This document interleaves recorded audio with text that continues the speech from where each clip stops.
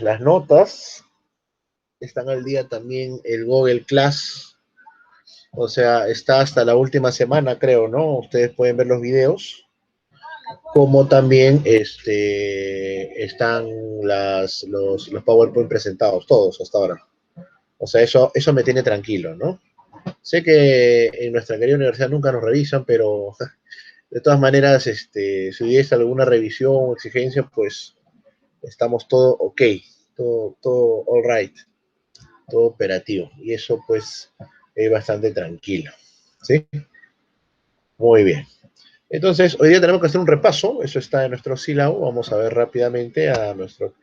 recuerden que el día viernes empezamos con las exposiciones, ¿ya? Es algo muy puntual, más interesa lo que los jóvenes nos digan, lo que los jóvenes nos comenten. Eso creo yo es lo más importante. ¿Sí? A ver, vamos a ver. Vamos rapidito nomás acá. Acá pueden ver ustedes, está colgado todo, hasta la última clase. Las últimas clases se han vuelto bastante interesantes, ¿no? Las preguntas de todos, también sus notas también ya están. Esta semana cuelgo la tercera nota. Estamos con el cronograma que ustedes están visualizando ahora. Francesca y Alejandro Palomino, este viernes 17. ¿Sí? Luego ya salió también el tema de la resolución, ¿no? De que efectivamente solamente va a haber 28, ¿no? Luego tenemos el sílabo, está bien bonito, siempre es nuestra guía.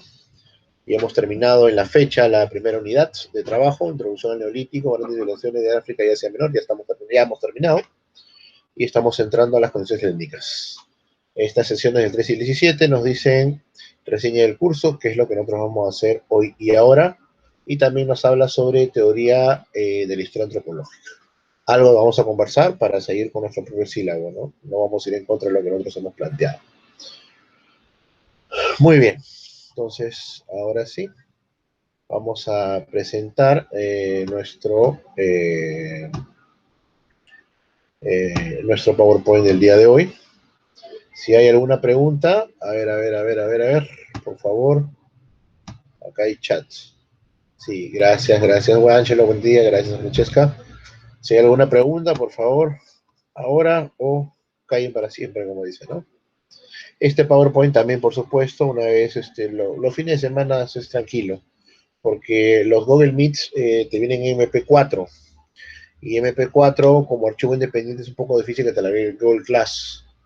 En todo caso, lo que yo hago es transformarte en un formato más amigable, ¿no? Como es el de YouTube, lo homogeniza, entonces ya uno lo puede ver en el carro, en su casa, ¿no? YouTube es mucho más, tiene más de 14, 15 posibilidades de reproducción, ¿no? Entonces eso ayuda bastante. Bien, vamos a presentar ahora nosotros nuestra semana 6, un momentito, aquí está. ¿Sí? Listo. Ojalá no se me caiga. Desde que he actualizado, la actualización última del Windows 8, no sé, o 10 que yo tengo, cuelga todo. Tengo que borrar la memoria, pero bueno. Dice, cuelga, por favor, no se vayan. Ya voy porque está que me da vueltas la cosita esta. ¿Se me escucha? ¿Se me escucha, por favor? ¿Me dan un sí o un no? Sí, profesor. Ya. Bueno, se está dando vueltitas. Así que mientras da vueltitas yo voy explicando, ¿ya? Supone que, o voy a ver si lo puedo cerrar. Ya. A ver. ¿Se sigue escuchando, no? ¿Se sigue escuchando? Francesca, ¿me Sí, escuchas? profesor. Ya listo, voy a ir hablando hasta que, ojalá esto, porque se ha vuelto todo blanco, ¿ya? Bien, hoy ya toca, jóvenes, un repaso. Entonces vamos a ver un poco, muy breve, esta evolución de la etapa histórica, ¿no? En la primera clase nosotros hicimos una exposición desde su fundador, ¿no? que es Marbloj, ¿sí? Entonces ahora toca ver qué sucedió con esta escuela, ¿no? ¿Qué aconteció con ella en las décadas venideras, ¿no? Sabemos que este proceso se trunca fuertemente, primero ante el deceso del maestro a poquito más de 60 años, relativamente en toda su etapa de producción académica, obviamente truncada por la Segunda Guerra, y bueno, su compañero Lucián Febré inició pues retomó, ¿no? La escuela de Anales y la llevó pues a un nivel dentro de del Centro de Altos Estudios, ¿no? La Escuela de Altos Estudios Históricos y Sociales, a un nivel pues casi mundial, ¿no? Con Lucián Febre y los alumnos de este.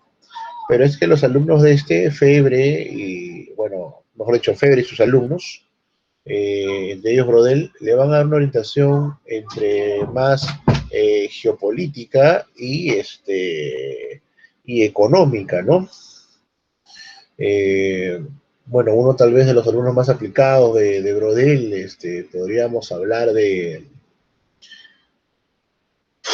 Ruggiero Romano, ¿no? Entonces, esta tendencia va a...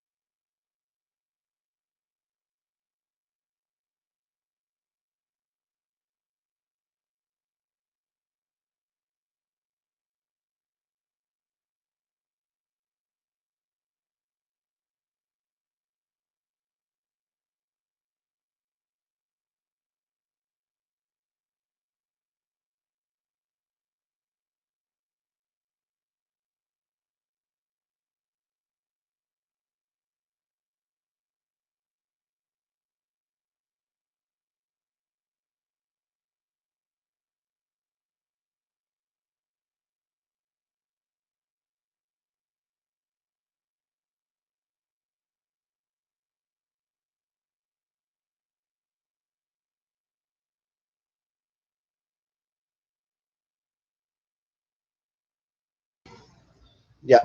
Hasta dónde se puede escuchar, jóvenes? Como les decía, se estaba cortando esto. ¿Hasta dónde se puede escuchar, por favor? Hola. Profe, sí, en la parte que estaba mencionando de las características de la escuela Anales sobre la geopolítica y otros elementos. Ah, ya, década del 50. OK, listo, maestro, gracias. Acá, ojalá ahora sí agarre mi... Acá está. Listo. Ahora sí se ve el PowerPoint. ¿Se visualiza? ¿Sí? ¿Lo pueden ver? Sí, doctor. Excelente. Gracias, muchachos. Gracias. Muchas gracias. Disculpen. Muchas gracias también por su paciencia. Bien, esta es la semana 6 y el repaso general de la unidad 1. Pero para esto nosotros debemos, por favor, cuando ustedes gusten, pregunten, ¿ah? Pregunten lo que ustedes crean pertinente, ¿sí? Hoy día sí, como saben, voy a terminar un poquito temprano, que siempre casi terminamos a la hora, ¿no? Pero hoy día sí, para poder estar todo ok. Bien, entonces hay una evolución de la antropología histórica. Los hechos históricos no están apartados de los acontecimientos académicos. O sea, no hay una división. Por ejemplo, hay un artículo, el prólogo, hay un prólogo a un texto de trabajos de historia que publicaron Mesa, Alex Loaiza, Dino León. Hay jóvenes historiadores muy, muy potentes en ese texto. Es un libro de tapa negra. Y en él, por ejemplo, Loaiza hace una relación bastante interesante, bastante académica, entre los acontecimientos de la década de los 90 y la influencia de estos en el desarrollo académico, ¿no?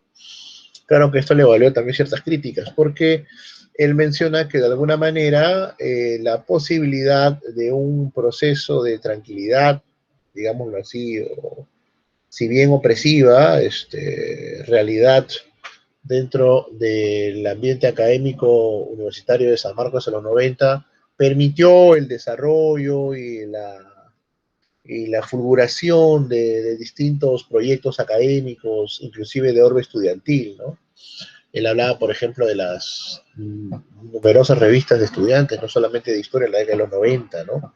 O de fines de los 90, tal vez en ella tiene una interesante mención, nueva síntesis de Carcelén y otro Maldonado, no es el profe Maldonado, es otro Maldonado. Entre otros, ¿no? Arana.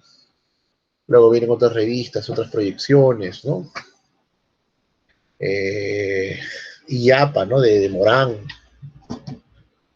La de Dino y Pacheco, Upacha, en fin, ¿no? Entonces, un poco que esta es la propuesta desde los acontecimientos que mencionó Alex Loaiza, y que bueno, eso está escrito, es el prólogo a este conjunto de escritos de los que a fines de comienzo de los 2000 eran los jóvenes obreros formados en los 90, ¿no? Entonces, ¿por qué mencionamos esto? Porque vamos a observar el día de hoy también un breve apunto en torno a la evolución de la antropología histórica, ¿no? Y por supuesto que hay dos acontecimientos que son, digamos, postes, ¿no? Postes en los cuales transcurre un cable, ¿no? Un cable que significa para nosotros una especie de continuidad o herencia en la redacción, no solo en la redacción, sino en la orientación política de los propios escritos, ¿no? Recordemos que el 68 es el tema de Mayo francés, ¿no? Recordemos también que el 68 es una fecha mundial, ¿no? Se encienden las primeras grandes rebeliones estudiantiles universitarias en Norteamérica contra la guerra de Vietnam, ¿no? Es el periodo del republicano Lyndon Johnson, ¿sí? Y que esto será seguido por el demócrata, pues, John Fitzgerald Kennedy, ¿no? Entonces, esta etapa de tránsito de una Unión Soviética boyante, o al menos en apariencia, va a significar una reflexión política importante en los distintos espacios universitarios, tanto de Europa como de Norteamérica. Y evidentemente la mayor influencia va a ser desde la posición interpretativa americana, ¿no? Entre el 68 y el 89. Entonces, con este espacio de tiempo que estamos presentando, la antropología histórica fue, en la historia de las mentalidades, una de las dimensiones principales de la nueva historia de los fines de los 70, ¿no?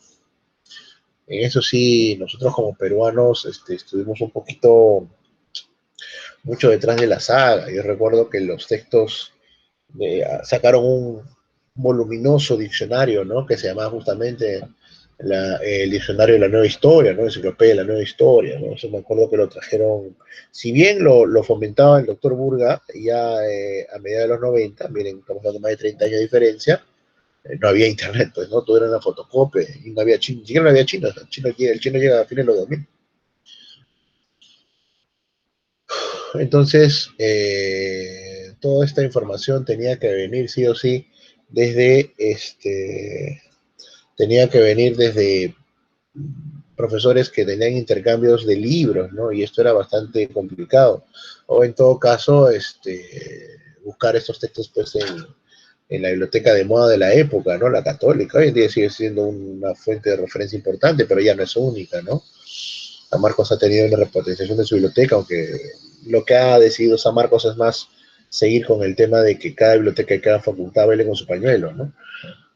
Pero eso ha permitido pues que haya una cierta actualización en los diferentes trabajos y textos de investigación. Bien, seguimos con la década del 60 y 70, ¿no? Entonces, va a estar dentro de lo que se va a llamar la nueva historia, está dentro de lo que se denomina como una reflexión mucho más intensa, mucho más condensada, como es la historia de las mentalidades, ¿no? Mucho más ambiciosa también. Y ese tal vez haya sido el punto flaco de la propia historia de las mentalidades. Es decir, al querer abarcar un espacio de la mentalidad de una época, su explicación, sus orígenes, ciertamente vas a echar mano de distintas herramientas. Y esto, curiosamente, desgasta la propuesta inicial, porque has de concentrarte principalmente en un área, ¿no? Es como entender nosotros a nivel macro el tema de una historia de un pueblo, ¿no? Tal vez una reflexión bastante interesante, pero desde un punto de vista evidentemente más económico, podría ser el texto del doctor Burga, ¿no? Que creo que fue su tesis doctoral, ¿no? De la encomienda a la hacienda capitalista, ¿no? Al Valle de Jequetepeque, ¿no? Donde hay hasta el siglo XVI, del siglo XVI al siglo XIX, ¿no? Por ejemplo, ¿no? Otro trabajo también en el tema de historia de las mentalidades podría estar el nacimiento y muerte en utopía, ¿no? La comparsa Inca Capitán, ¿no? Que también fue escrita por Bobby Burga, pero de ese texto ya hemos conversado. Y bueno, de ahí hay aproximaciones tal vez menores, pero no por ello menos potentes, ¿no? El caso de los artículos de la doctora Gloria Cristina Flores, ¿no? Sobre esta reflexión que ella hace de los derechos humanos en la época medieval tardía, ¿no? Entonces, hay en verdad diferentes y nobles intentos, ¿no? Eso lo mencionamos para Perú a principios de la década del 90, ¿no? Para que veamos cómo, pues, teníamos una posición bastante débil, ¿no? Cosa que se ha fortalecido enormemente en la década del 2000. Hemos mencionado, pues, principales docentes, ¿no? Docentes bastante connotados, ¿no? En el caso de la evolución dentro de Europa en la década del 60 y 70, esto está coincidiendo con la tercera generación de anales, ¿no? Es decir, la que va en este periodo. Se reactiva el interés por la historia durante el agotamiento del paradigma estructuralista, ¿no? El espacio de Claude Lévi-Strauss que había abierto dentro de la diferencia de ciencias sociales era en verdad bastante grande. La influencia de Claude Lévi-Strauss no solamente estuvo en la historia, o sea, ni qué decir, en la antropología fue toda una escuela que definió formas de investigación durante casi 30 años. No podría yo hablar de la influencia del estructuralismo en el Perú porque esto correspondería más a una propuesta desde la antropología, ¿no? Ellos tal vez tienen definitivamente, no tal vez no, tienen una proyección histórica del estructuralismo acá en Perú, ¿no? Yo lo voy a dejar ahí, ese espacio muy puntual. Pero no cabe duda que este esquema estructuralista levi-straussiano favoreció los enfoques sincrónicos, es decir, bajo contenidos estrictamente históricos sociales del objetivo estudiado, ¿no? ¿Esto qué significa? Significa pues que no es que no haya el diálogo presente-pasado, lo hay, pero el contexto de la investigación, específicamente en antropología histórica, estaba principalmente orientado, ¿sí?, a encontrar la explicación del objetivo dentro del propio contexto estudiado, que es lo que en la separata más clara de antropología histórica que hemos revisado es la última, la de los persas. Es decir, se trata de encontrar respuestas a preguntas que se suceden dentro del propio contexto estrictamente. Claro, esto podría ser visto desde una óptica, digamos, una posición marxista ortodoxa como algo prácticamente conservador, ¿no? O sea, de alguna manera la antropología histórica estaba obteniendo, entre comillas, este tipo de definiciones frente a otras escuelas de investigación histórica. Recordemos que este es el tiempo, pues, de la historia económica, ¿no? En los cuales salen tomos y tomos, ¿no? Este era el tiempo, ya estaba muy mayor, el gran historiador económico americano, George Hamilton, ¿no? Pero bueno, este era el tiempo en el cual era una visión y una posición en la historiografía mundial de la década del 60 y 70 bastante mayoritaria. Es decir, la antropología histórica era una propuesta más orientada a la visión y a la revisión de la larga duración de las grandes culturas. No en vano recordemos que el propio Bloch, fundador pues, de la antropología histórica contemporánea y el padre de la historia moderna, historia contemporánea, empieza pues con una visión de investigación desde el poder pues y los reyes taumaturgos, ¿no? Esta visión del poder como herederos pues de una magia y de un mito capaz inclusive de curar las enfermedades más extrañas de la época, ¿no?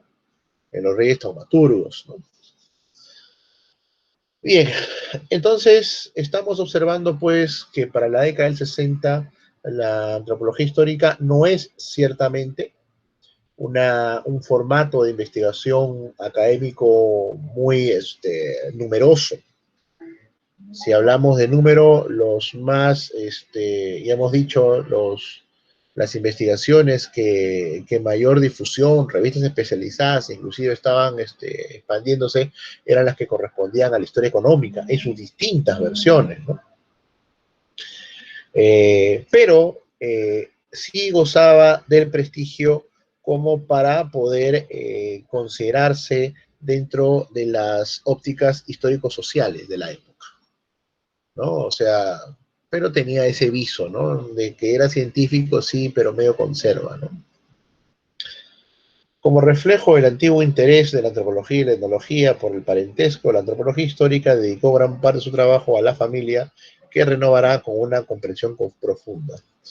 Esto, curiosamente, fue visto con mucho tino por historiadoras feministas dentro de la línea de los anales. Dentro de la línea de los anales, ¿no? Recuerdo ahorita, por ejemplo, Mónica Usuf, ¿no? Mónica Usuf, ¿no? Por ejemplo, Osuf, una historiadora, no sé si sigue viva, no he buscado esa información, Mona Osuf, ella, por ejemplo, estudió muy a detalle el tema de la Revolución Francesa, ¿no? Por ejemplo, ¿no? Y esta gran obra, pues, será publicada casi a mediados de los 80, ¿no? Cerca también en el tiempo en el cual se iban a conmemorar los 200 años de la Revolución Francesa, ¿no? Claro que también hubo otras respuestas, ¿no? Tal vez la respuesta más inesperada vino de François Furet. A este historiador no lo vamos a ver porque su objetivo de estudio es el tiempo moderno, ¿no? Pero François Furet dio también algunas propuestas de investigación histórica dentro de la óptica metodológica bastante importantes, referidas principalmente a la historia política, ¿no? Sus libros están por internet, ¿no? Pero como les digo, como su objeto de estudio está distinto a la historia antigua que estamos estudiando, no vamos a citarlo, ¿no? Bueno, entonces mencionaba porque empezaron a salir tomos relacionados con la historia de la sexualidad. Eh, Está también el tema de historia de la muerte con Philippe Varier. Está también el tema de historia de las familias, ¿no? Pero claro, como relaciones de conexión y continuidad de espacios, de tradiciones colectivas, ¿no? Es decir, hay un estudio bastante sistemático, evidentemente heredero del estructuralismo legostrociano, pero que supera en el enfoque aún más pertinente, más pequeño, ¿no? Como el tema, por ejemplo, las tradiciones familiares medievales, o el sistema de vestimenta como diferenciación de las clases sociales en la Revolución Francesa, por ejemplo. ¿no? Entonces, en verdad, no se trata, pues, de lo que comúnmente en Perú llamamos la historia del vestido o la historia del sexo, ¿no? Es algo mucho más complejo, ¿no? Mucho más enriquecedor también para entender las características y conducta del ser humano frente a ese fenómeno que se está estudiando. Fuere la historia de la sexualidad o fuere una historia, entre comillas, pues como la de vestimenta. Por supuesto que también hubo también algunas exageraciones al respecto, ¿no? Pero no se están alejando de la relación entre la sociedad y los modos de vivir de esta sociedad. Por eso es que habíamos mencionado al inicio de esta plática que desde la óptica marxista, pues la historia antropológica, la antropología histórica era vista más como una historia de conservación, ¿no? Una historia de conservación de características sociales que debían ser superadas, ¿no? Bueno, eso también pertenece a una determinada óptica dentro de las diferentes escuelas de posición marxista histórica, ¿no? Acá tenemos, por ejemplo, a uno de los actuales, eh,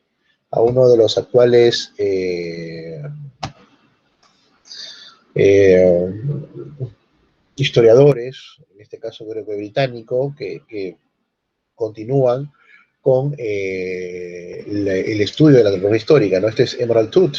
Emerald Tooth es muy conocido porque él sacó un texto en el año 78-79, sobre la relación de la tasa de nacimientos y calidad de vida no propiamente, pues es un término de los 90, ¿no? ¿No? Y, pues, o sea, y PBI, ¿no? Es decir, a través de algunos, sobre todo de la tasa de nacimientos y la tasa de muertes, proyectaba que tarde o temprano el tema económico iba a ser catastrófico, ¿no? Para la Unión Soviética. Y fue un texto profético, porque este texto, no sé si es 76 o 79, la cuestión es que cerca entre 10 a 12 años antes, él prácticamente predijo, ¿no? La caída de la Unión Soviética, ¿no? Cuando la Unión Soviética cayó en el 89, este autor británico durante los 90 fue muy solicitado en diferentes espacios académicos del mundo, ¿no? Porque como él pudo previsar, ¿no? La caída de un gigante en la fin de los 70, ¿no? Era impensable, ¿no? Y este pues lo vio desde la antropología histórica. En otras palabras, la antropología histórica es una de las herramientas para poder alcanzar indicadores oportunos de larga duración, o de larga data, o de largo tiempo. Ahora, no necesariamente su aplicación se ha realizado en forma consciente o en forma bastante abierta, ¿no? Por ejemplo, habíamos nosotros observado que para el tema de los estudios, por ejemplo, coloniales o de la República del siglo XIX, viendo también cuál es lo que estamos revisando, si es que se está yendo al tema de las tradiciones populares, evidentemente ha existido en el historiador un recurso para poder entender, ¿no? A las sociedades que se está estudiando dentro de ese mismo contexto, ¿no? Por ejemplo, ¿no? El texto, la tesis que ya habíamos mencionado alguna vez, ¿no? De Carlos Pérez, ¿no? De Pérez Garay, por ejemplo. Él cuando está reconstruyendo, cuando está leyendo a detalle todo lo que es la bohemia de Ricardo Palma y cómo estos intelectuales van a tener una vida partícipe activa en la política de fines del siglo XIX, pues ahí hay un recurso de antropología histórica, ¿no? Dentro, sobre todo, de una proyección de largo tiempo, ¿no? De larga data, ¿no? Y ni qué decir, pues, de aquellos que siguen estudiando el tema colonial, ¿no? Hace poco, por ejemplo, no sé si ustedes asistieron, o bueno, está en las redes, la entrevista o la exponencia de nuestro profesor Araqué, ¿no? Entonces él mencionaba, por ejemplo, las relaciones de poder que cada vez están decayendo más por parte de los antiguos caciques que tratan de asimilarse a la nueva estructura del poder político del Estado colonial del siglo XVI, ¿no? Y en algunos casos él sigue la línea del matrimonio. Algunos pudieron hacer unos arreglos entre caciques de Lima y entre caciques, hijos de caciques de Trujillo, ¿no? Como símbolo de que aún tienen el poder y correspondencia entre símiles, entre iguales, ¿no? Por ejemplo, ¿no? otros no pudieron hacerlo porque cada vez su número de ingresos era menor, o hubo un trabajo impropio en el sentido de insuficiente con la repartición entre las autoridades coloniales, o era tomado como un subversivo por último. Entonces, esto, por ejemplo, pues, es un análisis evidentemente histórico bastante enriquecedor y que tiene que ver con relación con personas, ¿no? Y sobre todo relación con el poder, ¿no? El tema de familias ha sido muy estudiado, por ejemplo, también está el tema de la antropología jurídica, ¿no? Recuerdo en este espacio las reflexiones de Ella Gabor Temple, por ejemplo, cuando ella hace toda la genealogía de Huayna Capac, aún ya dentro de la época colonial, ¿no? La antropología histórica y el largo plazo. La antropología histórica es un método de enfoque para conectar a largo plazo, lo que ya hemos conversado, ¿no? Entonces, si lo hablamos como un método, estamos hablando de una herramienta de análisis. Recuerden que no hay que tener mayor observancia cuando hablamos nosotros de herramientas o técnicas, ¿no? Pero también debemos tener el cuidado suficiente de no encerrarlas en ello. O sea, no son solo técnicas. Puede empezar como una aparente posición de análisis. Y eso tal vez se ha demostrado pues en las tesis de grado para bachiller, ¿no? Que ahora creo que son proyectos, ¿no? Y de mayor o menor medida en las tesis de licenciatura, ¿no? Ya las tesis de maestría y doctorado tienen otra intencionalidad, ¿no? O en todo caso ya hay una profundidad de reflexión casi filosófica o científica social para poder hallar el constructo, ¿no? No así, eso no se exige por una tesis de licenciatura. O en todo caso, perdónenme, no es necesario, ¿no? Entonces, ¿qué tipo de historias se han podido realizar con la antropología histórica? Historia de las instituciones.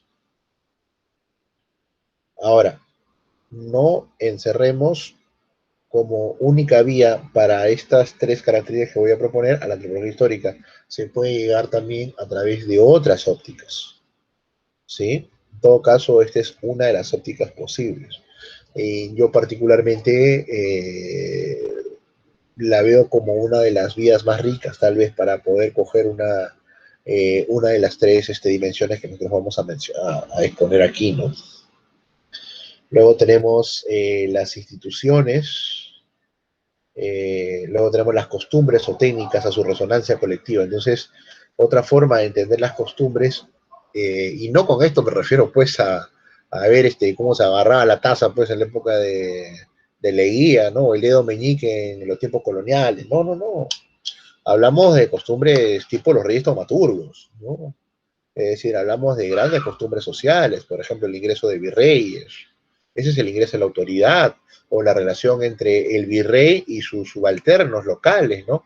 Hay una tesis no sé si de Franco Lobo Guerrero, o también hay otra tesis de un joven historiador que narra sobre el virrey, los virreyes del siglo XVI y su relación tirante con autoridades coloniales que estaban antes de que él llegase. Hay no sé si es de Franco Lobo, hay una tesis ahí sobre el siglo XVI y XVII, ¿no? Para que veamos pues que no todo era paz y armonía, ¿no? En todo caso, por ejemplo, o sea, no se trata solamente de estudiar pues el saludo, ¿no? De cómo un corregidor podía saludar a un virrey si lo miraba mal. No, hay una serie ahí compleja que tiene que ver, por ejemplo, con leyes, tiene que ver con protocolos y tiene que ver, si fuera el caso, también con números, ¿no? Por ejemplo, no creo que la relación de Toledo haya sido haya sido de bastante cariño por parte de las autoridades coloniales criollas. No había todavía colonias criollas, pero hablamos pues de las autoridades que estaban hasta antes de él, mejor dicho, ¿no? Antes de que él llegase, ¿no? ¿Cómo habrá sido esa relación? Yo creo que ha sido bastante tirante, ¿no? Entonces, por ahí, ¿no? Entender el tema de las costumbres, ¿no? O, por ejemplo, ¿no? Algo que, por favor, si hay preguntas, adelante, ¿ah? ¿Sí? Si hay preguntas. Yo no veo ahorita el chat, yo ahorita vuelvo. Por ejemplo, el proceso de petitorios de las autoridades indígenas ante el Estado colonial.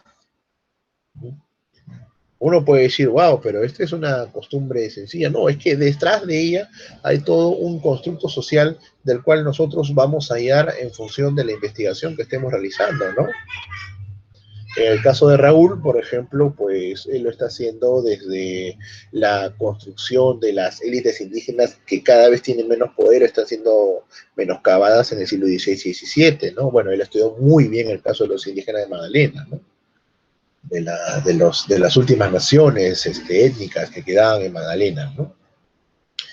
En cambio, por ejemplo, va a ser distinto al tema del manejo de los esclavos del siglo XVIII o de incluso de los esclavos del siglo XIX, ¿no? Poco antes del proceso de independencia, ¿no? Porque ellos también, de alguna manera, tienen no un protector de indios como sí lo tienen las comunidades, pero sí tienen también una forma, una habilidad de poder defenderse ante los atropellos, ¿no? Me acuerdo bien del artículo de Maribel, ¿no? Que habla sobre sobre estos legajos que están en Real Justicia tardío colonial, en las cuales esclavas negras ganan juicio, ¿no? Entonces, no solamente se trata pues de hallar una costumbre por sí, sino toda la dimensión social, política, jurídica, por la cual le ha dado el historiador para entender qué hay detrás de esta costumbre, ¿no? Se entiende entonces cuando vemos que la antropología histórica puede estudiar también costumbres o técnicas colectivas, ¿sí? Entonces no entendamos entonces cuando hacemos costumbre, ¿no? Cómo sentarse en la silla, ¿no? O sea, costumbres que detrás de ella, y depende mucho de la orientación que le dé el historiador, hay para poder entender la sociedad de la época, ¿no? Y bueno, comportamientos y discursos, ¿no? Discursos, ¿no? Como los que hizo Baquija, ¿no? A la bienvenida al virrey Jáuregui, ¿no? Que fue fuego, ¿no? No a ese discurso, que también puede estar, ¿no?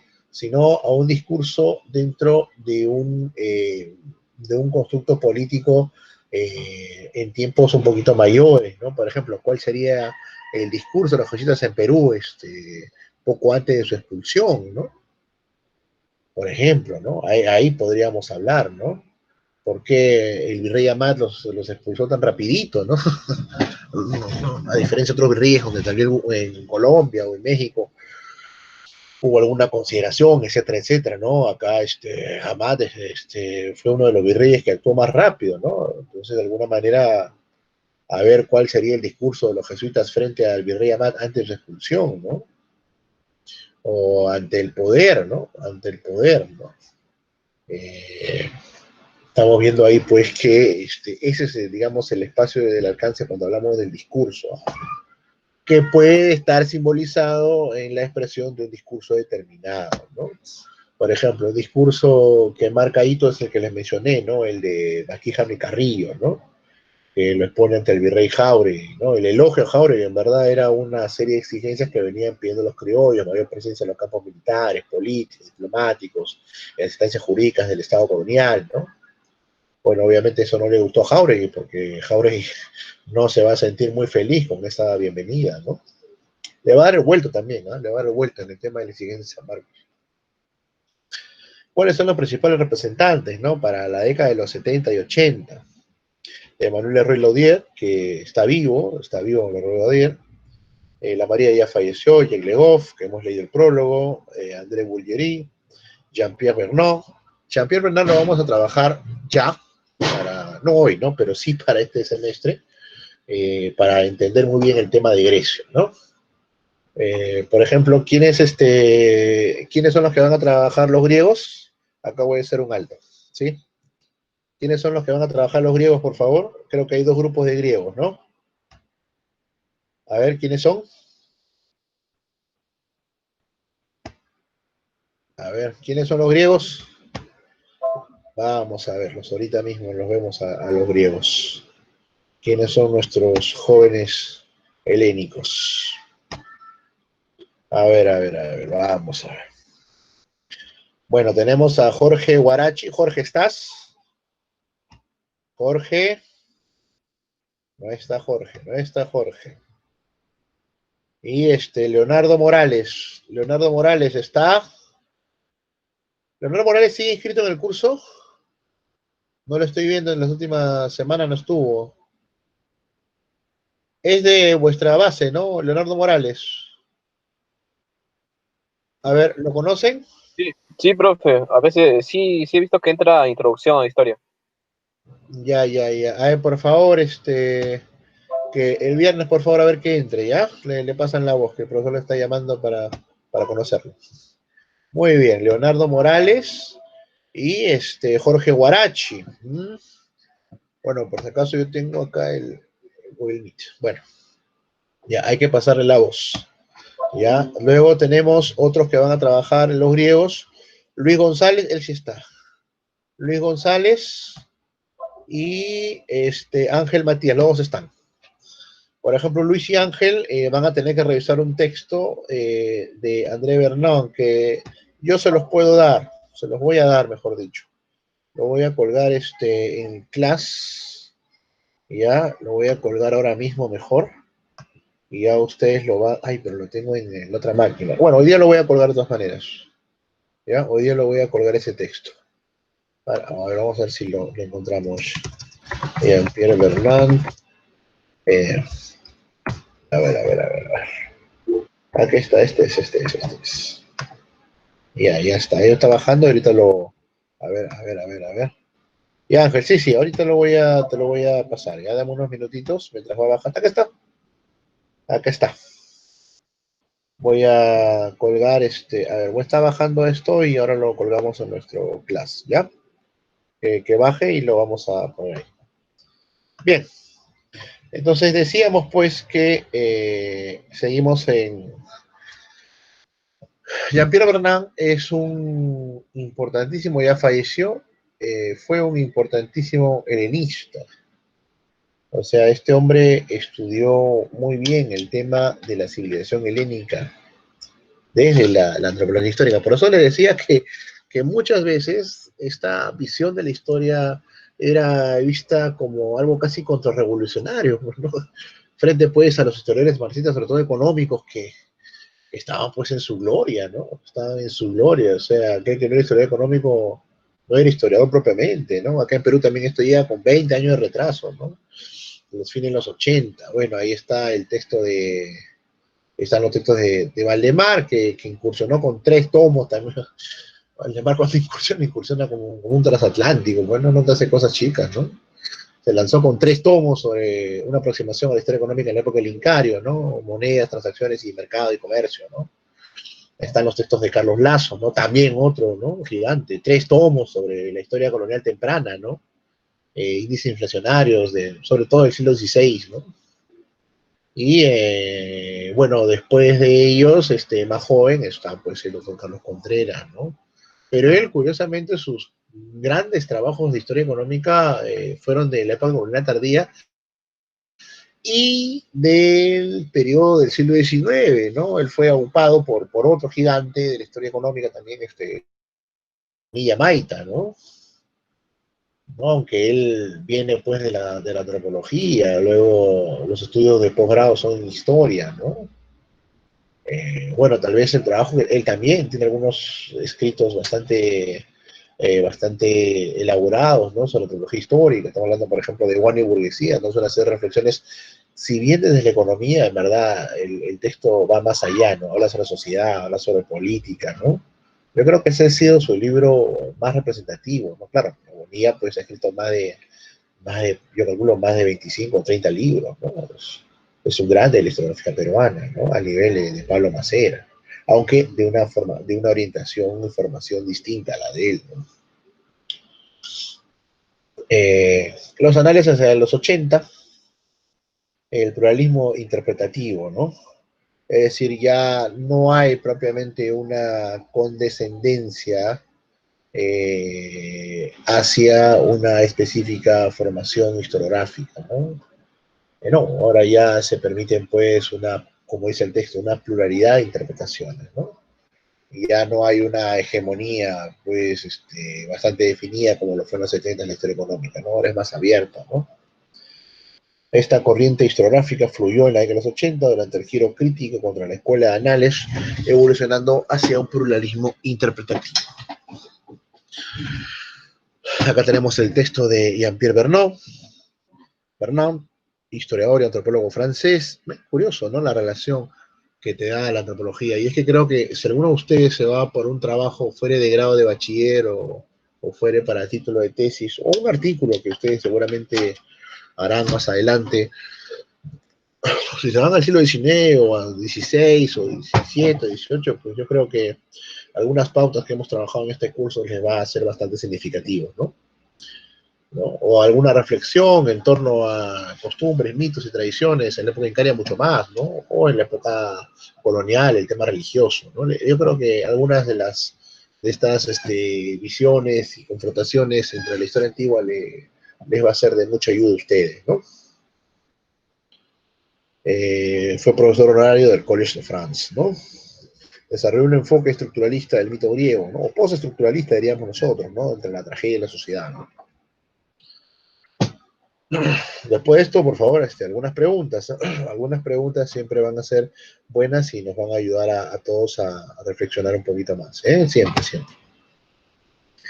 La apertura de la antropología histórica como herramienta historiográfica inicial, recuerden, o sea, no temamos nosotros de ir con una herramienta inicial. La dimensión que presenta la herramienta siempre va a ser una visión a posteriori. Eso, por favor, subrayenlo. O sea, no pretendamos nosotros, dentro de sus 4, 5 o 6 años de formación y están trabajando para un trabajo de grado, están preparándose, están haciendo su tesina o están haciendo su proyecto, ¿no? No pretendamos entender todo lo que está detrás de la herramienta. Utilicemos la herramienta con mucha paz, con mucha tranquilidad.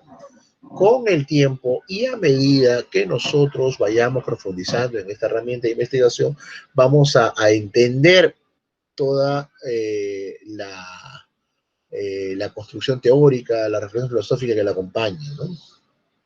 ¿Sí? O sea, va por ahí el tema de la reflexión, ¿no? No tengamos miedo de que esta apertura como herramienta nos sirva a nosotros como una especie de reflexión, ¿no? No, al contrario, no puede ser como una especie de reflexión inicial, sí, pero inicial. Luego, a medida que vayamos avanzando nosotros, vamos a hallar la riqueza, ¿no? y la pluridiversidad que tiene esta proyección, ¿no? Yo les diré, yo por ejemplo, yo llegué a la antropología histórica después de muchos años. Ustedes conocen, he trabajado historia educativa, ¿no? Más de 15 años, ¿no? He hecho historia de educación colonial, historia de educación republicana, ¿no? En fin. Tengo artículos sobre historia de la Universidad de San Marcos. Pero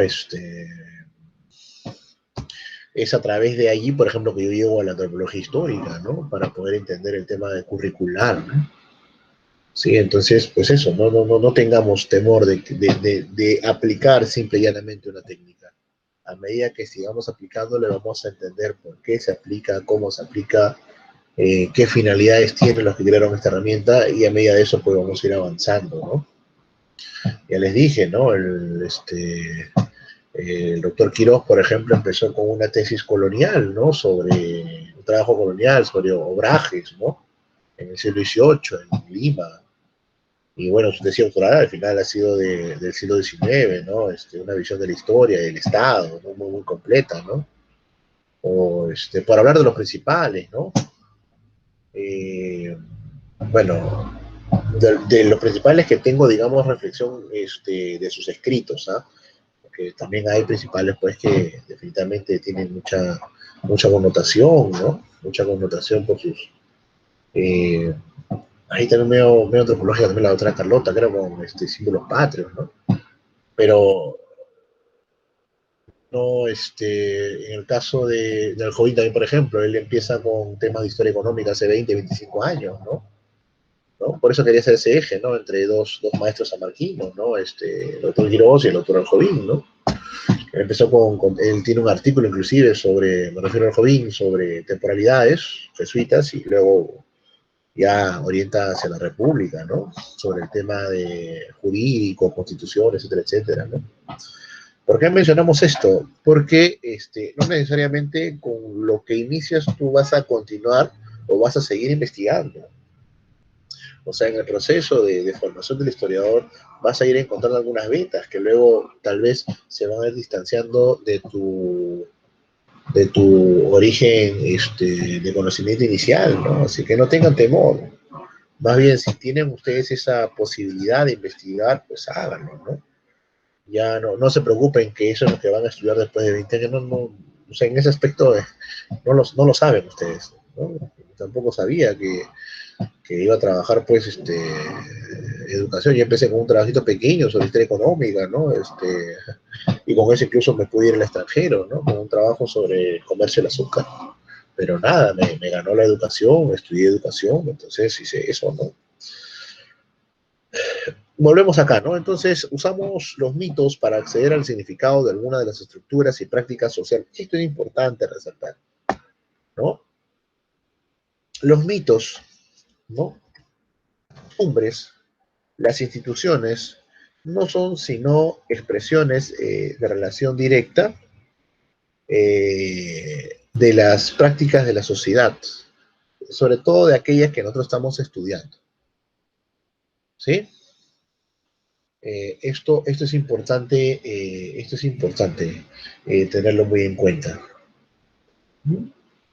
Por ejemplo, hablábamos del caso de los caciques, ¿no? Del siglo XVI, ¿no? De Raúl, que conoce muy bien, ¿no? De cómo estos buscaban, pues, tener una consideración o una situación de supuesto a un privilegio durante la época ya colonial temprana, ¿no? Ante el funcionamiento, pues, y el avallazamiento de su poder frente a la consolidación de los distintos poderes e instancias jurídicas coloniales, ¿no? Para implicarlo, ¿no? Entonces hay una práctica social, pero que en trasfondo nos va a nosotros a ayudar a entender la estructura de la sociedad de la época, la estructura del poder social de la época, ¿sí? Entonces, por favor, hay que quitarnos un poquito el rollo de que es la explicación del mito per se. No es la explicación del mito per se, no es la explicación de la costumbre per se, no es el buscar cómo se tomaba la tacita, pues, ¿no? En el siglo XVIII, no va por ahí, ¿no? Es solamente una fotografía que nosotros vamos a saber interpretar y dimensionar desde lo social, desde lo político, desde lo jurídico, o desde la óptica en la cual nosotros como historiadores le estemos dando, pues, la debida formación. Entonces, cuando hablamos de explicación de sustento como metodología, intentamos ir más allá de lo expresado, de manera explícita y consciente en estas fuentes. O sea, no estamos yendo ciegamente, no estamos yendo vendados. Estamos yendo por pautas bastante próximas, bastante cercanas. Un caso, por ejemplo, ya este año no va a ser posible, pero el próximo año sí, cuando ustedes vayan a los archivos, por ejemplo, siempre don Miguel Maticorano nos decía, ¿no? Todo lo que ustedes tomen en el archivo, todo el legajo de jurídicos, de juicios, es nuevo, ¿no? Entonces, y realidad, pues, ¿no? Porque son miles y miles de documentación jurídica, el siglo XVI, siglo XVII, siglo XVIII, ¿no? Y bueno, cada uno haya su especialidad, ¿no? Bien, entonces, pues esa es ese es el aporte principal, ¿no? De una explicación de lo social desde algo muy particular, ¿no? Esa explicación de lo particular hacia lo macro pareciera un tobogán sin sentido, pero no es un tobogán, al contrario, es una escalinata hacia arriba. Aparentemente es un tobogán, pero es en verdad iniciar toda una explicación de la sociedad a través de la lectura, confrontación de las fuentes que nosotros estamos realizando, ¿no? ¿Sí? Punto 2.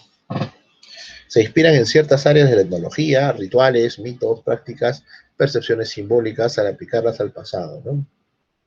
Bueno, el simbolismo más elaborado viene a ser el simbolismo de los ciudadanos, ¿no? ¿Cuándo empieza el Perú a ser tratado como ciudadano? Esa es una pregunta, por ejemplo, que tiene que ser trabajada desde la antropología histórica. O sea, nosotros no teníamos la práctica francesa, ¿no? De llamarse ciudadanos, ¿no? Que es una práctica casi inmediata, ¿no? Frente al al término de los súbditos, ¿no? De la época de Luis XVI, ¿no? Nunca hubo esa práctica aquí de llamarse ciudadano. Por ahí hay una corriente histórica, pues, bastante fuerte, ¿no? Del púlpito a las armas, ¿no? Ciudadanos en armas, ¿no? Yo principalmente no conozco que haya prácticas de llamarse ciudadano uno al otro dentro de las lecturas de los textos, aún de los principios de la temprana etapa republicana, ¿no? 1820, 1830, no conozco, ¿no? Por ejemplo, ¿no? Pero sí, ¿no? Se pueden entender rituales, mitos y prácticas y, por supuesto, percepciones simbólicas, ¿no? Pero repito, como fotografía de un trasfondo social, político, jurídico, bastante más complejo. Pero es que no vamos a explicar la sociedad desde ya con trabajos tempranos. Nos bastará y estaremos muy contentos con describir oportunamente en qué consiste. ¿En qué consistió este tránsito? ¿Cómo es que saludaban las autoridades indígenas a las autoridades coloniales de menor rango? ¿Se le llama bien? Sí. Esto que les repito, puede parecer inocuo, en verdad no es sino el inicio de un proyecto mayor, más complejo para entenderlo, sí, a la época. Y bueno, con esto pues hallamos nosotros nuevas perspectivas, ¿no? Acá tenemos una fotografía de Manuel Leroy-Laudier, ¿no? Es un moderno historiador francés. Por ejemplo, acá hay un caso, ¿no? Creo que es un caso que tranquilamente podría ser trabajado, ¿no? En nuestro país. Creo que hay una... Sí, hay. Hay un trabajo, por ejemplo, de Cecilia Méndez, ¿no? Inicialmente ella es profesora, luego historiadora, pero ha trabajado enormemente el tema del pueblo de Iquicha, ¿no? Huanta, ¿no? Y lo ha trabajado desde la época colonial, ¿no? Lo ha trabajado desde la época colonial tardía, 1780, 1700, ¿no? Cómo este lugar, este pueblo, eh, recepciona, ¿no? El tema de las reformas borbónicas. Ya pasó pues el furor del estudio de las reformas borbónicas en Perú, pero queda pues todo un largo y muy bien sustancioso serie de artículos, ¿no? No sé si de alguna manera, bueno, sí, también hay libros muy, eh, digámoslo así, ¿no? Muy bien escritos y escritos sobre la época borbónica en el Perú, ¿no? Pero bueno, entonces hablábamos esto porque Cecilia Méndez, por ejemplo, tiene el estudio luego para la época republicana, ¿no? Y creo que llega hasta mediados del siglo XIX, es decir, llega prácticamente al tema de la mediana y larga, a la mediana duración, ¿no? Dentro de un eje temporal de casi 100 años de historia, ¿no? Y el comportamiento y serie de conductas que obedece a una serie de comunidades que, por ejemplo, en la época de la independencia no veían, pues, como tantos otros pueblos en el país, los beneficios que prometía la República, ¿no?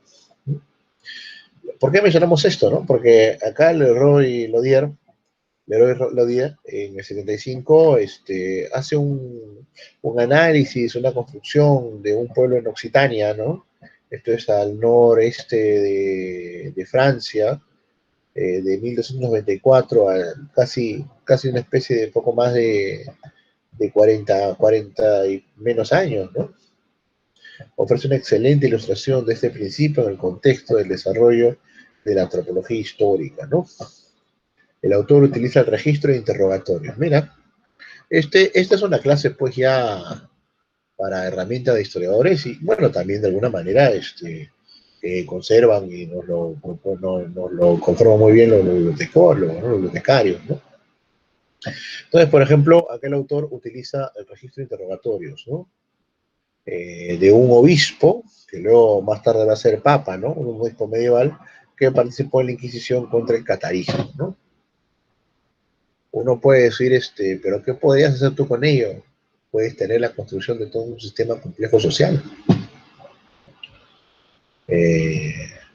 Por ejemplo, para armar la tesis que ha hecho muy bien y que ha tenido grandes reconocimientos y medallas, pues ha tenido que revisar documentos del archivo eclesiástico, ¿no? Por ejemplo, ¿no? Entonces vemos pues que la lectura de las investigaciones empiezan pues tal vez con pocos legajos, ¿no?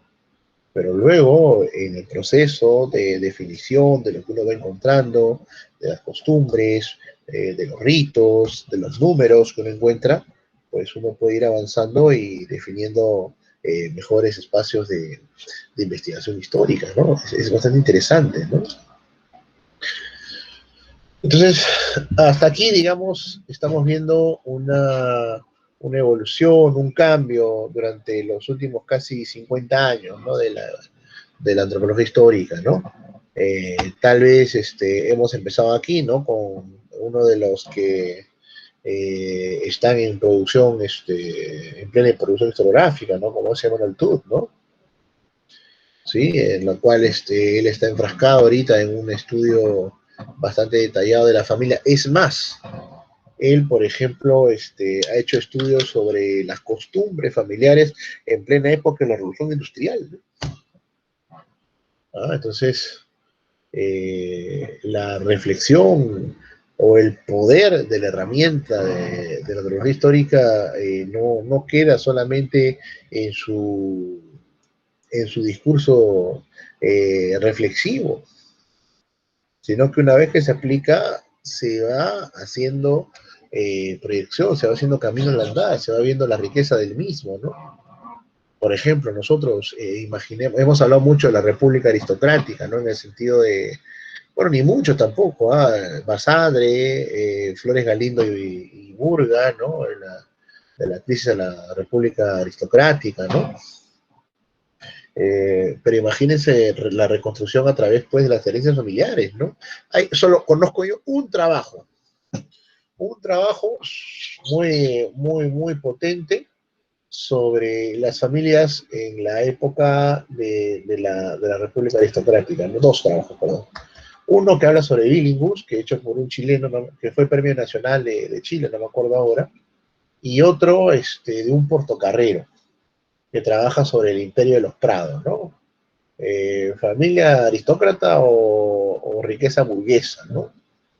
Es un texto ya antiguo, está completo por internet, ¿no? Oligarquía aristocrática o burguesa, algo así, ¿no? Menciona el tema de la familia Prado, ¿no? Y hace toda una serie de estudios desde los testamentos de los Prados, desde inclusive antes de María Ignacio Prado, ¿no? O sea, casi desde la época temprana republicana, ¿no? Entonces, por ejemplo, es un tema de reflexión sobre las familias, ¿no? No es el único. Y ahorita, por ejemplo, me acuerdo del texto, aunque no, creo que sí está en la biblioteca sociales, el tema, por ejemplo, para quitarse el sombrero, ¿no? De Alejandro Reyes, ¿no? Él, por ejemplo, en ese texto trabaja 3 o 4 generaciones entre seminarios y romeros, ¿no? Y llega finalmente, pues, a una reflexión bastante enriquecedora sobre la riqueza, sobre la relación entre las familias, la riqueza, toca un poco el tema de la reforma agraria en un espacio de casi 80 o casi de un siglo, ¿no? Entonces, este texto para quitar el sombrero, por ejemplo, hay una reflexión sobre las familias, ¿no? Entonces, cuando pensemos en las familias, pues no pensemos solamente en una unidad, ¿no? De papá, mamá, hijos, ¿no? Pensemos en que detrás de toda esta reflexión puede haber una construcción histórica social bastante enriquecedora, ¿no? Bastante potente, ¿no? Si esto lo traspasamos a la época de la antigüedad, y ya con eso vamos un poquito cerrando esta parte, qué duda cabe que la relación entre los círculos eclesiales de los persas aquemenas era increíblemente buena, era muy efectiva. Eso quiere decir que detrás de Ciro el Grande no hubo militares, hubo también militares, pero en verdad lo que había es toda una estructura de poder eclesiástico que le va a permitir, pues, una sociedad paz, ¿no? Es más, muy probablemente sea este círculo eclesiástico el que le va a permitir consolidar su poder político. Ahí lo voy a dejar porque, wow, he hablado muchísimo, wow. me he soltado la lengua, de repente he hablado también. Ah, voy a darles el texto antes de que me olvide. ¿Ya? Ahora mismo, jóvenes. No tienen que leerlo todos los que van a trabajar los griegos, ¿ah? ¿Sí? A ver, les voy a... Ya, aquí está. Voy a bajarlo y lo voy a colgar inmediatamente en nuestra... acá. Un momentito, estoy bajando, ¿ya? Voy a bajar. ¿Sí? Bueno, mientras, ¿alguna pregunta o duda o... A ver, si alguna consulta, por favor. ¿Sí? A ver, algo que aportar en el sentido de reflexión, jóvenes, de lo que hemos venido trabajando. ¿Sí? A ver, jóvenes, ¿estamos ahí? Wow. A ver, vamos a ver, no encuentro el... Bueno, lo guardé la capa, ¿no? Ya. A ver. A ver, jóvenes, ¿alguna... A ver, vamos a empezar a preguntar por acá. ¿Ya? Porque hoy día, pues, lo que estamos haciendo nosotros es un repaso, ¿no? De todo lo que hemos venido trabajando. Y con esto también ya, acá primero voy a colgar, ¿ya? Denme un minutito. Ya está, listo. Ahora sí, vamos a jalar, ¿ya? Acá en trabajo en clase, vamos a crear, materiales de lectura, ¿ya? Tema, ¿sí? Materiales de lectura, ¿sí? 2021. Ya, añadir. Aquí está, materiales de lectura. Sí, pero voy a poner mejor en minúscula porque así me hay place de fer. Ya, listo. Ahora sí. Materiales de lectura. Vamos a agregar de una vez. Entramos. Y ahora mismo lo jalo, ¿ya? Aquí está. Ya. Ahí está. Vamos a ver. Que lo agregue de una vez. No lo agrego. Espera, otra vez. O el Classroom, ya. Bien, jóvenes, a ver, vamos a preguntar. Vamos a preguntar, a ver, en orden. A ver, Alejandro Gabriel, ¿cómo estás? ¿Qué tal? ¿Todo listo? Cuéntanos un poquito, un adelanto, a ver. Buenas tardes, profesor. Cuéntame un poquito. ¿Cuál sería tu, digamos, en resumen, ¿no? Lo que hemos venido trabajando en el semestre, ¿no? Yo estoy haciendo ahorita una propuesta de la evolución histórica de la antropología histórica como tal, ¿no? Es algo genérico, ¿no? Antes de entrar. Pero tú cuéntanos cómo, digamos, cómo podrías resumir un poquito lo que hemos venido trabajando, ¿no?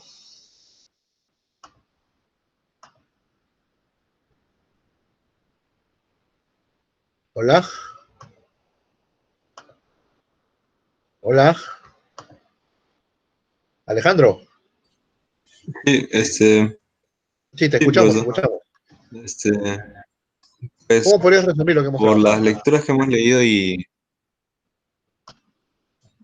por las lecturas que hemos leído, hemos trabajado, y con esa primera clase de referencia de la antropología histórica, profesor, pues, me parece que nos ha venido diciendo y hemos visto a través de las lecturas mismas, reflejado en esa frase de Bloch, de donde está el hombre, está la presa. Sí, Podemos ver que eso con la historia de las mentalidades, me parece que es un poco lo que estructura más o menos las clases que hemos estado llevando, ¿no, profesor? Podemos ver ese componente en las lecturas y en las reflexiones. muy bien, muy bien. Y a ver, coméntame un poquito sobre los persas, porque ahí hemos dejado un poquito esa o sea, habíamos trabajado ya desde la semana pasada, ¿no? A ver, cuenta un poquito, ¿qué reflexión podía traer nosotros los persas, ¿no? Su relación con su clero, su dominio sobre los medos, ¿no? Alguna reflexión que nos puedas aportar. Y ahí nada más ya nos detenemos, ¿no? Contigo.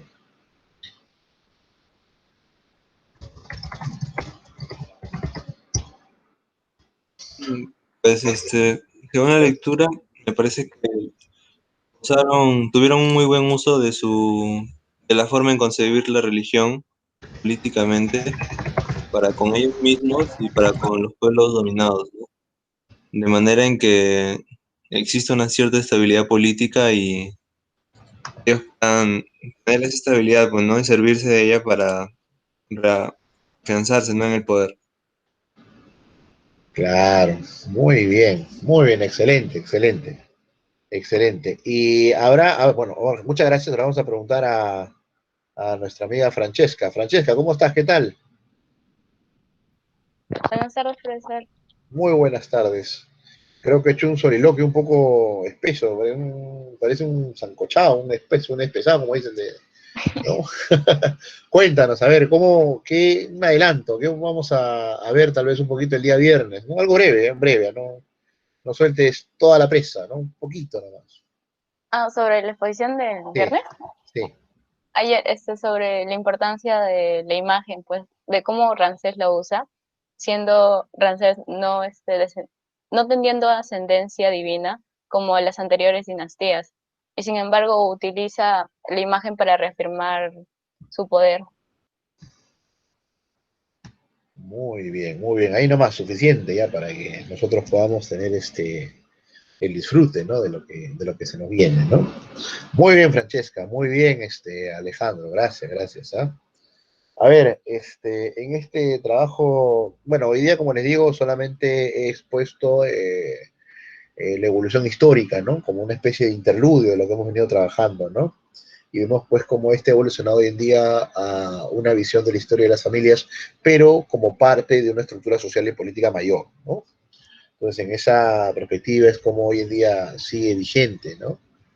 ¿No? Habíamos visto inclusive algunos casos muy particulares de reyes que he visto pues de forma magistral una familia de mucho poder a partir de los 90, 2000, ¿no? Como son los Romero, ¿no? Y lo mejor aún es que ese libro está estudiado con documentos de la propia familia, ¿no?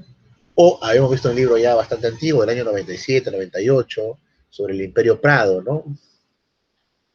Claro que el autor se preguntaba si era una aristocracia oligárquica o una burguesía pujante, ¿no? Y al final él llega a que son los dos y son ninguno a la vez, ¿no? Bastante, pero aún es un trabajo muy, muy bueno, ¿no? Yo lo he utilizado mucho para el tema de realidad nacional, ¿no? Cuando lo he enseñado, ¿no? Muy bien, muy bien. A ver, Ángel, no se preocupe, como ya estamos por terminar ya. Ya 5:30 cerramos el kiosco, como dicen. Maestro Ángel, ¿cómo estás? ¿Qué tal? Todo bien, profesor. Cuéntame, ¿qué te han parecido los persas? Me pareció interesante porque la religión para la dinastía Quemérida me parece que se convierte en un objeto porque lo pueden manipular. O sea, pueden favorecer a un cierto culto y dejar de lado otro culto, como se manifiesta sobre Mita.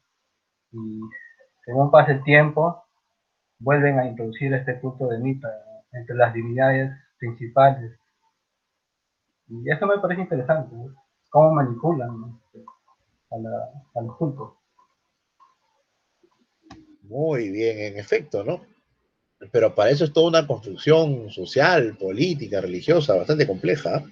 Estamos leyendo pues textos de gente que ya está, digamos, curtida dentro de los aspectos que están leyendo, ¿no? Hemos leído un estudioso de la cultura hebrea, este hombre es un estudioso de las culturas, principalmente de los persas, ¿no? Entonces, estamos viendo pues a gente que conoce muy bien su tema, ¿no? Entonces, sacarle solamente una pequeña reflexión con su artículo, pues en verdad, como lo vas a entender, es un trabajo ya de por sí bastante meritorio, ¿no? De ustedes, ¿no? A ver, denme un minuto que ya terminé esto. A ver, sí, ya lo terminé ya. A ver, verifiquen en su Google Class, por favor, los que, a ver, verifiquen en su Google Class y fíjense dentro de trabajo de clase en materiales de consulta. ¿Sí? Sí, profesor, sí te veo. Ahí está el texto completo de Jean-Pierre Vernant, ¿no? Sí.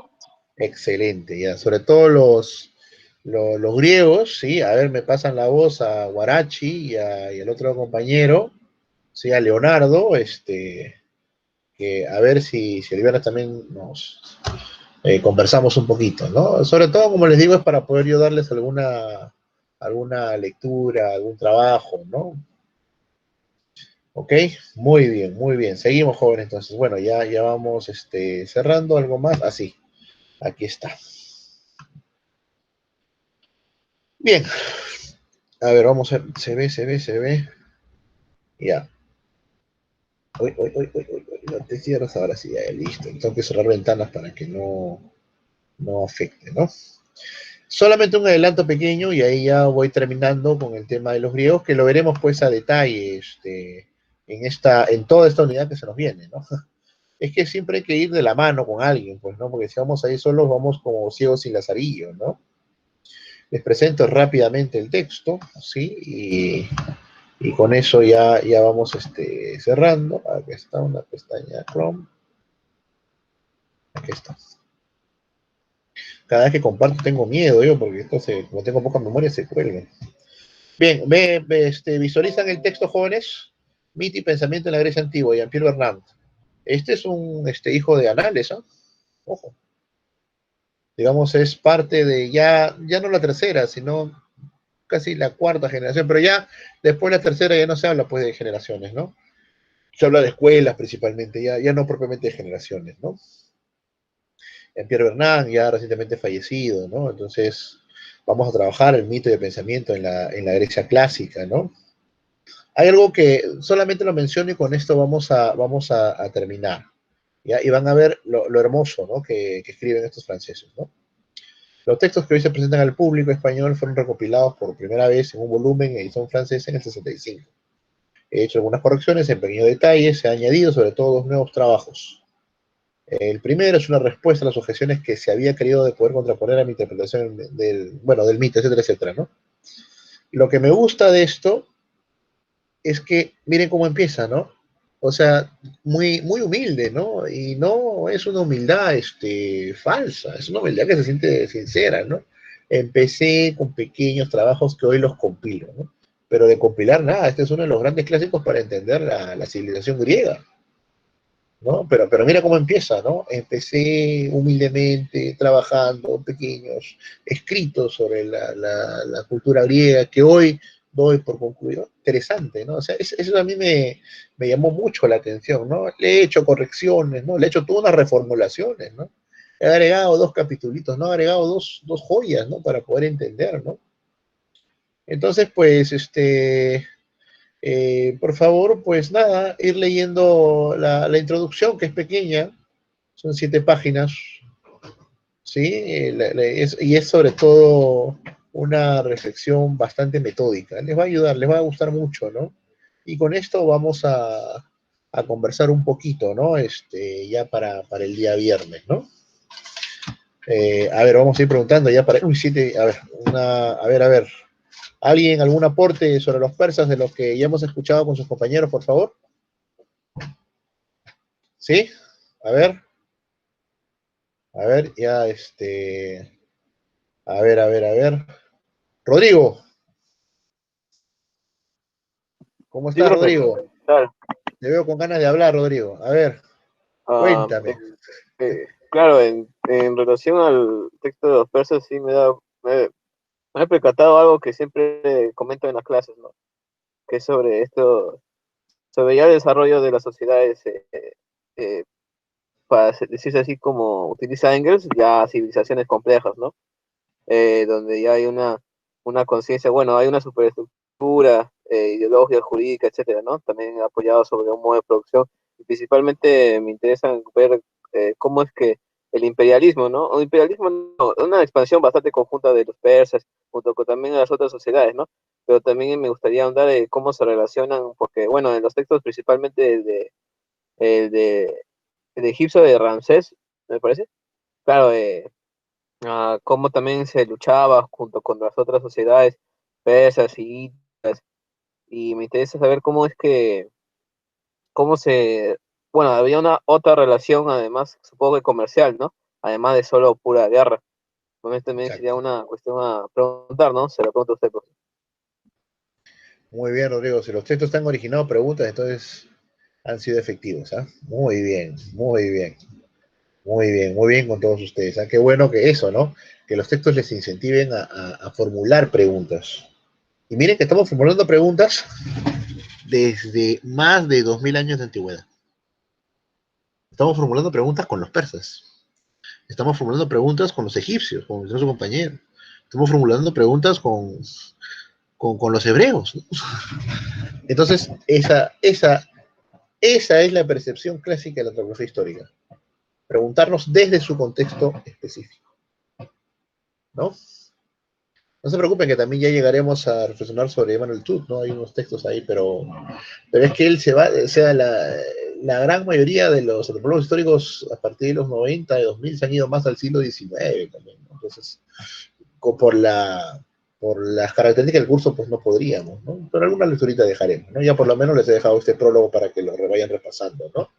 Y los que van a trabajar griego, sí, tienen que leer un poquito más que el prólogo, ¿sí? A ver, Diana, ¿cómo estás? ¿Qué tal? Ya para despedirnos. A ver, Diana. Diana María. Hola, profesor, ¿qué tal? ¿Cómo está? ¿Cómo estás, Diana? Cuéntame. A ver, ¿qué te pareció los persas? ¿Cómo los has visto? Un poquito, una cosa muy puntual, ¿qué percepción o el curso, en fin, ¿no? Algo puntual sobre la lectura en ese sentido.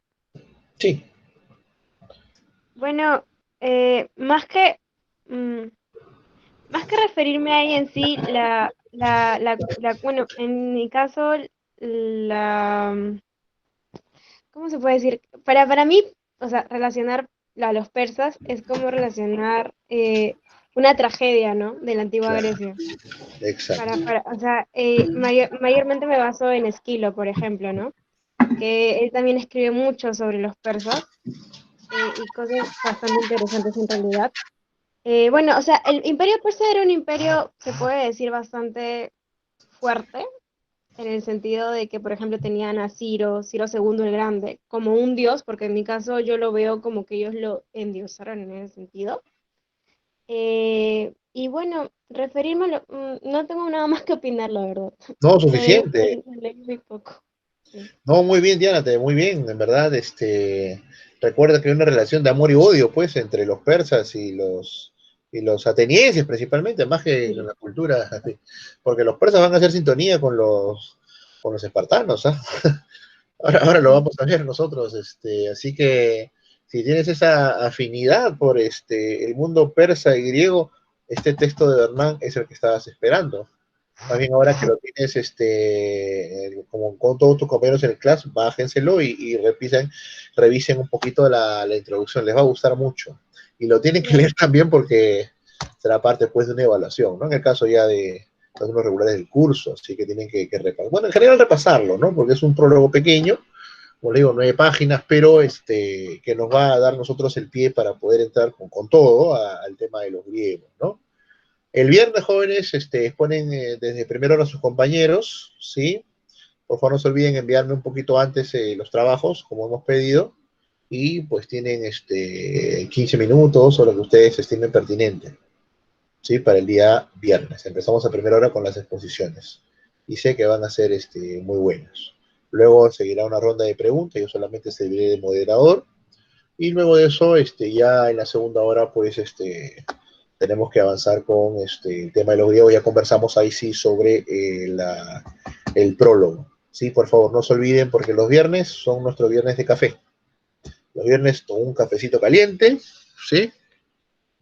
Vamos a conversar sobre los griegos en base a esa introducción. ¿Alguna otra pregunta, jóvenes, ilustres? Hoy día sí los tengo que dejar porque tengo una exposición dentro de poco.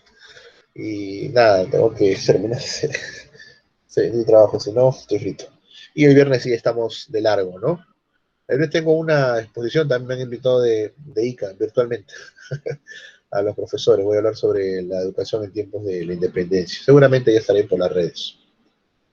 Bien, jóvenes, ¿algún aporte, alguna novedad, jóvenes ilustres?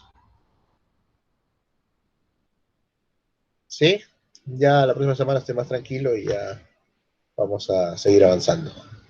Entonces, esto sería todo por hoy, jóvenes. ¿Sí? Nos estamos viendo pues el viernes, ¿no? ¿Sí? ¿Alguna consulta, alguna pregunta, jóvenes? Bien, entonces si no hay consulta, pues por favor no se olviden de leer el prólogo. ¿Sí? Yo a todos, después de la exposición de Francesca y de Alejandro Gabriel, a todos les voy a preguntar sobre ese texto que como estamos viendo es pequeñito, ¿ya? Y que ya está en nuestro clase. ¿Alguna otra observación, jóvenes? Bien. Entonces, con eso vamos a cerrar el día de hoy, ¿sí? La exposición del curso, ¿sí? Hemos visto principalmente la evolución de la antropología histórica, no se quedó pues en los orígenes, ha avanzado, ¿no?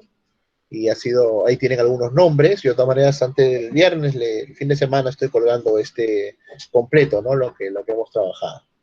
Sí, joven, y ya tiene su tarea, ¿no? Su tarea es leer pues el prólogo la introducción, mejor que el prólogo son 2 hojas, ¿no? La introducción del texto sobre los griegos. Bien, jóvenes, entonces hasta aquí dejamos y nos vemos el viernes a las 4 en punto. ¿Sí, jóvenes? ¿Alguna pregunta? ¿Sí? Bien. Gracias por su participación, jóvenes. Todos los que han participado, en verdad, han dado pautas muy, muy buenas. Y ahora nos tocan los griegos, ¿no? Con los griegos vamos a hacer toda una complejidad como no la hemos visto en la historia antigua. Ahí se entremezcla todo. Ahí se entremezcla poder, gloria, ocaso, ejército. Vamos a ver, va a ser bien bonito. Bien, jóvenes, entonces me voy despidiendo acá. Si no hay alguna consulta, aclaración. A ver, nos estamos viendo entonces, jóvenes. ¿Sí? Alejandro, Ángel, Ángelo, Diana María de Los Ángeles, wow. Eduardo Javier, Francesca Karina, Luis Enrique González, Rodrigo Arturo. Y por favor, a sus compañeros que no han venido, a ver si los invitan para el día viernes, ¿no? Para también conversar y de repente darles algunos alcances de y para que vean también cómo es el de la exposición, porque ellos son los siguientes después de Francesca y Alejandro, ¿no? Entonces sería bueno que vean cómo están sus compañeros, ¿no? Bien, jóvenes. ¿Sí? Eso sería todo el día de hoy. ¿Alguna pregunta o consulta, jóvenes? Disculpe, profesor, ¿el día viernes de qué se va a exponer? El día viernes. A ver, Francesca, ¿cómo se llama la exposición del día viernes, por favor? El título nada más.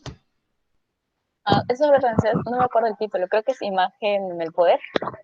Muy bien. Imagen del poder en Ramsés II. Sí, eso. Ya está. Listo, ¿ah? Mira. Gracias, profesor. Y no te preocupes, tenemos un temón ese día, así que adelante. Y después nos tocan a los griegos, por favor, llámenme a los griegos para que vean cómo es la exposición del trabajo, para que tengan una referencia, ¿sí? A los compañeros Guarachi y al otro muchacho, ¿cómo se llama? Ay, Dios. Denme un minuto. Leonardo, profesor. Leonardo, sí, Leonardo, gracias. Ya, muchachos, entonces acá nos despedimos. Nos vemos el viernes. Ya el fin de semana cuelgo lo que he puesto. Espero que les haya gustado, ¿no? Lo que he preparado sobre una especie de reflexión de cómo ha ido avanzando la antropología histórica, ¿sí? Ya el fin de semana, como siempre, lo cuelgo ahí para que ustedes lo puedan tener como archivo. ¿Ya, jóvenes? Cuídense. Hasta luego, profesor, gracias. Hasta el viernes, cuídense muchísimo. ¿Sí? Recuerden que sí, cuídense mucho. Hasta luego, jóvenes, que lo vayan muy bien en todo. Nos vemos el viernes tempranito para ver la exposición de sus compañeros. ¿Sí?